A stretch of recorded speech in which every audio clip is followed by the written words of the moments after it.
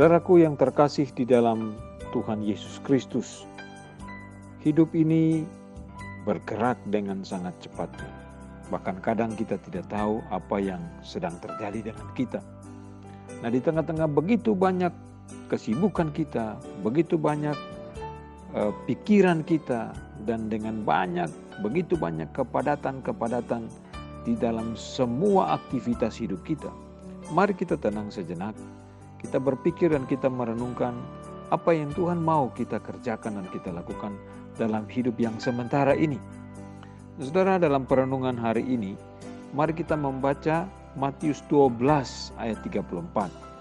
Sesuatu yang dengan tegas dikatakan firman Tuhan kepada kita semua. Di dalam Matius 12 ayat 34, firman Tuhan berkata, "Hai kamu keturunan ular beludak, bagaimanakah kamu dapat mengucapkan hal-hal yang baik, sedangkan kamu sendiri jahat? Karena yang diucapkan mulut meluap dari hati." Nah, saudara, tema Injil Matius 12 adalah Kristus adalah Tuhan atas seluruh aspek kehidupan manusia. Tuhan atas seluruh alam semesta. Manusia, alam semesta, dan setan pun harus tunduk di bawah kedaulatannya Tuhan. Tuhan Yesus menegaskan perkataan itu seperti buah. Perkataan yang keluar dari mulut itu seperti buah. Kalau pohonnya buruk, maka buah yang dihasilkannya pasti buruk, dan sebaliknya. Jadi bukan buahnya yang harus kita perhatikan, tetapi justru pohonnya lah yang harus menjadi sorotan di dalam pikiran kita. Saudara bisa membaca dalam Matius 12 ayat 33-37. Nah, saudaraku, sumber yang baik menghasilkan perkataan yang baik. Adalah benar dari buahnya suatu pohon itu dikenal. Jadi kalau buah pepaya pasti pohonnya pepaya. Buah mangga pasti pohonnya mangga. Namun merupakan suatu kesalahan fatal kalau orang langsung berkesimpulan kalau buahnya buruk berarti buruk pula pohonnya. Celakanya saudaraku, orang tidak menyadari kalau ia telah berbuat kesalahan fatal dan langsung memperbaiki cara berpikirnya. Tidak saudaraku.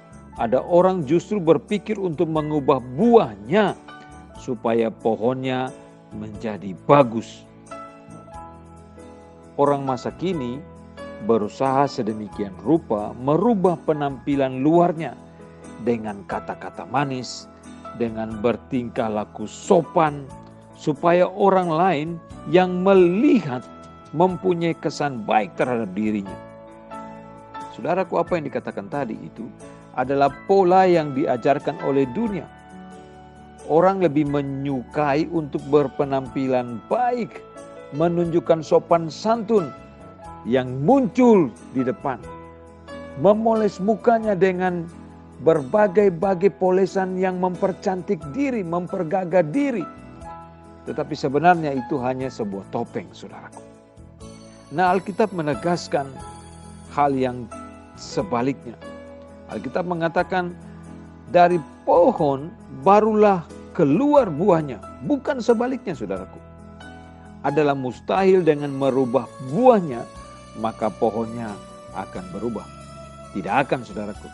Saudara tidak bisa merubah, mempercantik, membuat buah itu kelihatan segar, lalu lantas itu membuat pohonnya juga akan terjadi demikian. Tidak, saudaraku. Tidak, saudaraku. Perubahan harus dimulai dari esensi. Jadi perubahan itu harus berasal dari dalam, barulah menuju keluar. Hakikatnya saudaraku, perubahan itu harus terjadi di dalam diri seseorang, baru memunculkan sikap atau melahirkan sikap tindakan yang betul-betul sesuai dengan apa yang terjadi di dalam diri orang tersebut. Saudaraku, mari kita renungkan ini. Sesungguhnya tidak ada perubahan sejati kalau bukan mulai dari dalam hati.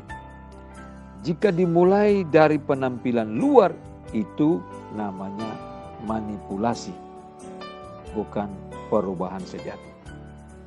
Jangan mau ditipu dengan kata-kata manis, tetapi hatinya busuk. Relakanlah hati diubah, maka kata-kata dan tampilan luar pun akan berubah dengan tulus dan murni. Saudaraku, jangan mudah termakan oleh omongan manis seseorang. Jangan mudah terpesona oleh penampilan cantik dan gagah seseorang. Tapi saudaraku, perhatikanlah baik-baik seluruh kehidupannya. Apakah tutur kata, sikap tindakannya itu adalah merupakan buah dari kehidupan yang konkret di dalam dirinya. Jangan mudah ditipu dengan kata-kata manis. Jangan mudah ditipu oleh penampilan yang bagus dan cantik. Perhatikanlah bagaimana kita hidup. Perhatikanlah bagaimana harus terjadi perubahan yang hakiki, yang penting dari dalam hati kita.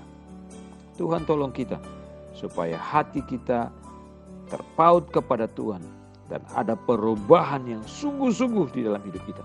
Dan itu menghasilkan buah-buah kehidupan yang memuliakan nama Tuhan.